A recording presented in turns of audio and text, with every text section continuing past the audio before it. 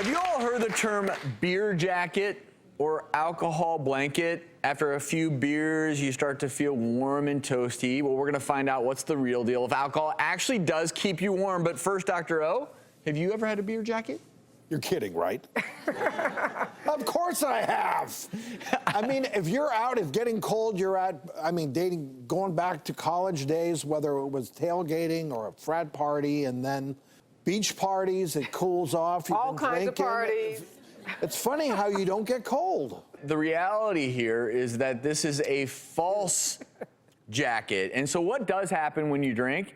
Believe it or not, alcohol is a vasodilator. So you have a few beers, you start to feel really warm, and yeah, you will actually even get a little bit flushed. Why? Those blood vessels expand near your skin surface, which initially makes you feel warm and toasty. But ironically, what that does is that sends that warmth and heat to your skin, which with that vasodilation, you actually start losing warmth to the environment.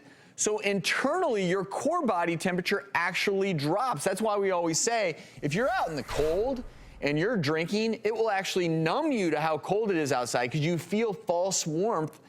But internally, even your thermoregulatory system can get out of whack. That's why you will occasionally see people, if they over-imbibe, they can actually die of hypothermia in the winter. And we see a lot of teenagers and college students who are out playing around in really cold temperatures because they've been drinking beer at a party all night. Well, you see it at the football game. The guys with their shirts off and the letters written, they're feeling no pain because they have their beer jacket on, no question.